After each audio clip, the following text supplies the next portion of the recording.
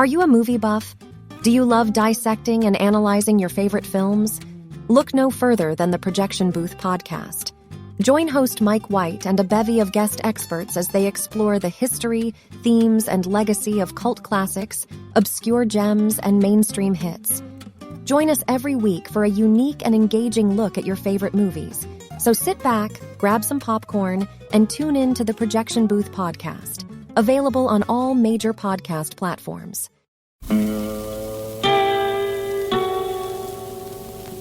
Hello, filthy movie lovers. My name is Gentry Austin. And I'm Casey Scott. And we're the hosts of the Sin Syndicate, film podcast for something weirdos, anti-criterion bros, and Joseph Sarno aficionados. Join us semi-weekly as we peer into the adults-only theaters and sticky-floored cinemas of the golden age of sexploitation, when the morals were loose, the laws were murky, and the intercourse was all simulated. Find us now on the Someone's Favorite Productions podcast network.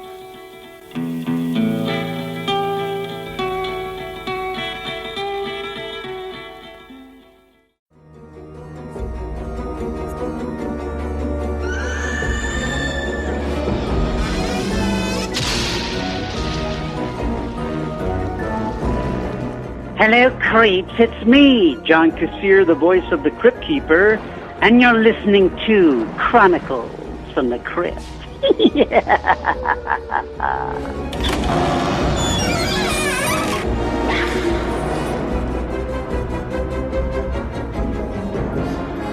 Hello, everyone. I'm Casualty Chris. And this is Father Malone. And we are the hosts of Chronicles from the Crypt, a twice-a-month look at the horror anthology series Tales from the Crypt that aired from 1989 to 1996 on HBO. But again, don't let them know because they don't even have that show on HBO in any form or fashion.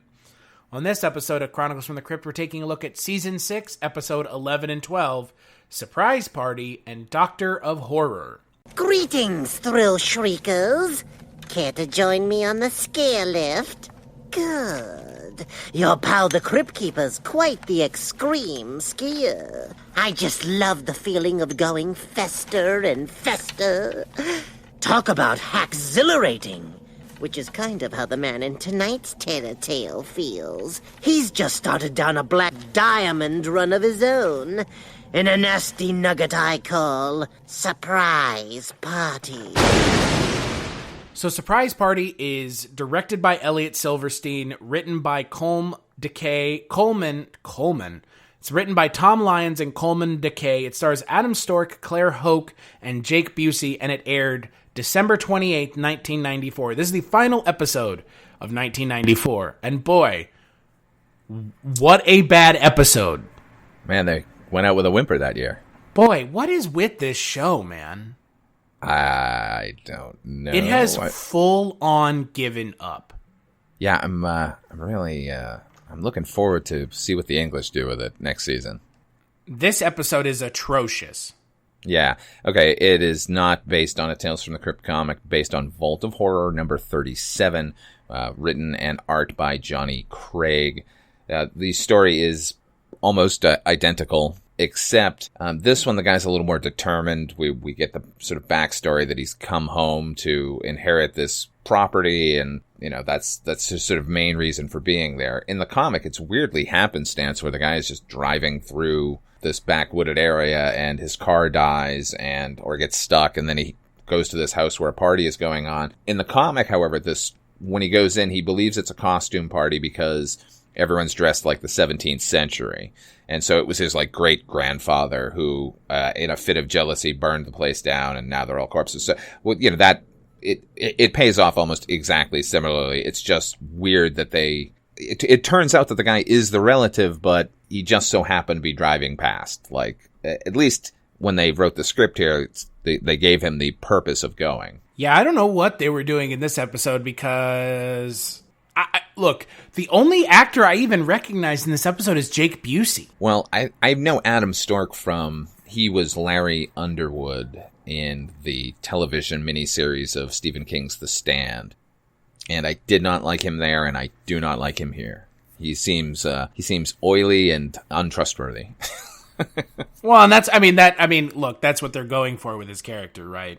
Yeah, but the guy kind of gives off that vibe anyway. Yeah, no, I completely agree. I mean, this is another one of these, like, stories in the vein of, what was the first season's episode? Where it's like he travels back in time and he sees the woman's father being murdered by the mother. You know what I'm talking about? Is it Lover Come Hack to Me? Yeah, with Amanda Plummer, yeah. Yeah. Yeah, it feels very similar. It's very similar. It's so weird that, like, you know, that updates some in a good way and sometimes really poorly. Like, why does it have to be this house in the middle of nowhere? It's like, you know, standard spook show kind of storytelling. Particularly when you already have an episode about the old dark house where bad things happened and you're going to learn about its past. Like, figure something new. Like, are you guys not even watching your own series? We've seen this story so many times now. Like, why keep beating us over the head with the same story over and over and over again? You know, I don't know. Is there supposed to be some twist here? Like, yeah, okay. I mean, I think the audience knows from the moment he goes into that place that these are ghosts, right? I mean, are we supposed to be convinced that it's otherwise? I don't know how you couldn't. Right? Unless you're brain dead. Everyone's talking about the house. See, I guess that's where the comic is sort of superior, in that we're front-loaded this information that something terrible happened. You don't want to go out there. Whereas the other guy just shows up at a house and there's a party going on. So at least it tricked the reader into thinking that that's just he happened upon a costume ball. Here, it's so set up that there's something in that house that when he gets there, it's like, oh, okay, they're ghosts. Got it. So bravo for Supernatural and boo for poor execution, which is par for the course. Well, they heard that we wanted a Supernatural episode, but what they didn't realize is this is not what we were talking about. No, we were talking about something good. Yeah. You got it like halfway. You got a Supernatural episode. But like, again, it just goes back to this idea of like, we've seen this before. Like, we have actively seen this kind of story before. Told better? ? Yeah, I think so. I think that Lover Come Hack to Me episode is much more successful than this one. I would agree. I didn't like Lover Come Hack to Me much either. No, I didn't either. But, you know, as we tend to do here on this podcast, it's sometimes comes down to just comparison. It's hard not to draw a line between the two. Yeah, particularly when they're going to go ahead and ape the other one so closely. And then, like, the finale is you have Adam Stork's burned corpse on the ground, and it, like, slow zooms into it. Like, are we supposed to care? Are we supposed to feel bad? Are we supposed to feel something? Do you know what you're doing? Like, we're given no character to root for, which, you know, even the worst of a character, if they're the lead, you can root for them in some way. But this guy just seems like a dick, and he should know better. And I don't know, all these ghosts. Jake Busey's so weird. I mean, I like Jake Busey, but... Oh, yeah. I'm not saying he's a bad actor. I like him. But he is a weird actor. He's weird to look at. Just unusual. Which is good, you know. As far as character actors go, I think we're going to get a few more interesting ones in the next episode. Yeah, he's definitely wasted in this episode, too. Yeah, it felt a little like the Frighteners there. Just, I kind of wish it was the Frighteners, because at least it'd be entertaining. Exactly. And, I don't know. This season... No, this season is just a disappointment. I mean, this season so far has been just one disappointment after the other. It's called Surprise Party, but there's no surprise here. No, you know exactly where this episode is going from the moment he shows up at that house. You know that this is a character who is interacting with ghosts and or dead people. How is this going to come to fruition? Well, what ends up happening is exactly what you think. They get their revenge on him. Because. Yeah, just because. It's like a Freddy Krueger logic. Like, I can't get the people who hurt me, I'm going to get their relatives, I guess. And it was his father who did it, right? Yeah, in the 70s, so. Yeah. Oy. To cover it up, he did it. And so there you go. Right. Well. What a... I'm sick of this show's logic, and I'm sick of this show's sad attempts at Supernatural. It feels like they don't even care anymore. Like, it really does. Right? Yeah. Like, this is such a far cry from season 1 or 2 or 3 or even 4. I'm hoping for a love triangle. That's how bad this season is. That's what we want now. Give us a love triangle, please. Please. And some old age makeup. So with that in mind, let's talk about the next episode, Doctor of Horror. Yeah, kids these days, with their long hair. You can't even tell the boils from the ghouls. And when they do want a cut, they go to one of those fancy salons, like Jose Slaybear or Vidid Sassoon. It's enough to make you terror your hair out. I guess that towel was a little too hot. Still, I think it's a good look for you. Once it's grown out, I'm sure you'll love it. Which brings to mind the young men in tonight's tale. They're about to try a new scare style as well, in a delightful little dye job I call Doctor of Horror. So Doctor of Horror is directed by Larry Wilson, written by Larry Wilson, stars Hank Azaria, Travis Tritt, Ben Stein, and Austin Pendleton. And Austin Pendleton is a mad doctor, mad scientist, who is intent on finding a human soul. And to do so, he has to steal corpses, or murder people. Enter Hank Azaria and Travis Tritt, who help him do that. This is the first good episode we've had in 4 episodes. It's a good one. I liked it a lot. This felt to me exactly what Tales from the Crypt as a series is supposed to be doing. It's not the greatest. It doesn't reinvent the wheel, but the jokes are funny. The setup is good. The characters are good. Even the makeup. The makeup is pretty spectacular there. I'll point out that, like all good Tales from the Crypt episodes, this is based on Vault of Horror. Vault of Horror number 13 was written and the artwork was done by Graham Engels. In the original comic, it's actually just closer to the old Burke and Hare story, where it's about the doctor himself, who teaching a surgeon at a university, and he can't get corpses to practice dissection for his students, and it's becoming an issue. And then he hires 2 guys to go get him a body, and then it spirals out of control, and they end up killing him, and gets dissected, which is what happened with Burke and Hare. Well, kind of, anyway. Here, however, they've added this whole Mad Doctor soul extraction plot line, and these 2 idiots are basically the leads, and I don't know, I said it before, I'm going to repeat myself. I really like this one a lot. Well, even if I have problems with this episode, which of course I do because it's not perfect, I almost am willing to overlook them because this is the first episode in 4 episodes where we have had anything interesting happen. Yeah, and it's fun, man. I'm not saying all these episodes need to, make me laugh or entertain me on a sort of surfacey level, but I'll take it now, man, because we've been getting so many dour episodes that don't invest me emotionally at all. Like, I liked these guys. I liked what was happening here, so. I find it funny that Travis Tritt is in this episode, which is super weird. It is super weird. But not unwelcome. He's good. I mean, him being in this episode is like akin to Wayne Gretzky hosting Saturday Night Live. Oh, he's got improv skills? Like, what are you doing?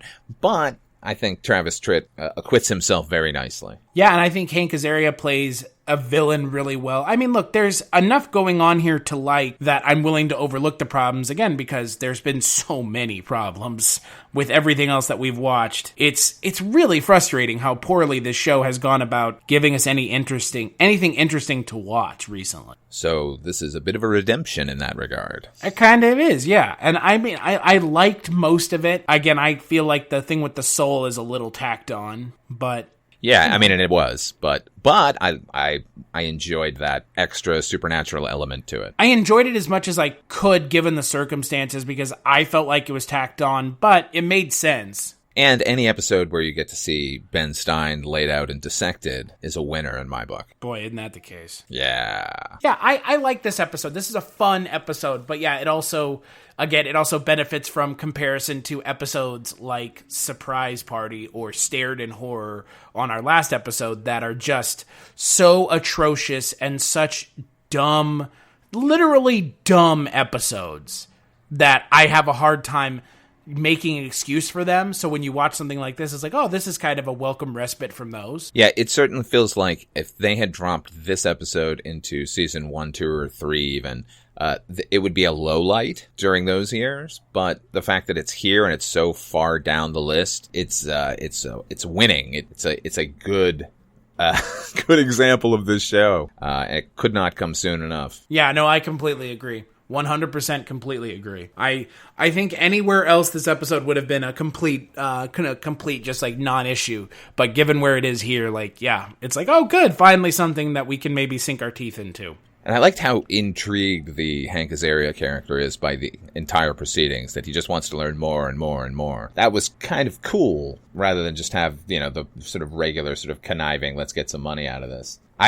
If I do have problems with the episode, I get why the corpse revives to come get his soul, but feels a little like that other Miguel Ferrer episode we were talking about, where the corpse comes back because it has to, and we're dealing in supernatural elements already, so a word or two as to why a corpse could come back might have been welcome. Well, and the makeup on Travis Tritt is kind of laughably bad until he gets right up on top of Hank Azaria. Yeah, then it's pretty good. Oh, I thought it was bad. Oh, no. I liked it. I thought it was pretty good. I thought it was goofy looking because it's so obviously just a face cast of Travis Tritt. It's just It's goofy looking, but like not in like a so bad that I'm like up in arms about it. Because again, like with what we've seen this season, like anything mildly supernatural is more entertaining than nothing at all. I think the makeup here was a little more cartoony than what we usually get, but then again, I thought that was in keeping with the rest of the episode, so I enjoyed that. And overall, I enjoyed this episode. Yeah, it benefits from its location and proximity to other episodes, but I think it's a decent episode. It has some interesting, entertaining moments. It is pretty funny, so yeah, and always good to see people who are sort of comedic playing villains. That's always good. And I love Austin Pendleton too. We should mention him. He's a fantastic character actor. I mainly know him from my youth as Max, Doc Hopper's assistant in the Muppet movie, which he was great in. Long and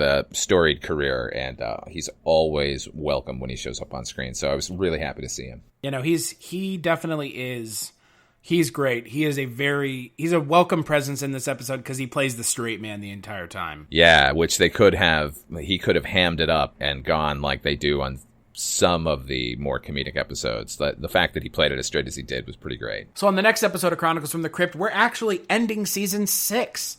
We're taking a look at episode 13, 14, and 15, Comes the Dawn, 99 and 44 / 100% pure horror, and You Murderer. All I remember about these 3 episodes is You Murderer, which is, oh man, what a weird episode. It's one of the episodes that everybody who has watched this show knows about. Yeah, it does not hold up. I don't think it was that great to begin. We'll talk about it obviously in the next episode, but yeah, it's not good. It's not good. No, it's not. It is a weird episode. But until then, where can people find you, Father Malone? Check me out over on my YouTube channel, @5 Films. Got a lot of content for you over there. And you can also hear me over on the Dreams for Sale, the Twilight Zone 85 podcast, where we talk about the best reboot of the Twilight Zone of all time. And once a month or so, you can hear me over on the Culture Cast talking movies. As for me, you can find me on Twitter at Casualty_Chris. That's where I talk about all the podcasts that I am on. Follow us on Twitter at ChroniclesFTC. ChroniclesFromTheCrypt.com is where you can find the podcast. Big thanks as always to John Kassir for the intro, and we'll catch you on the next episode.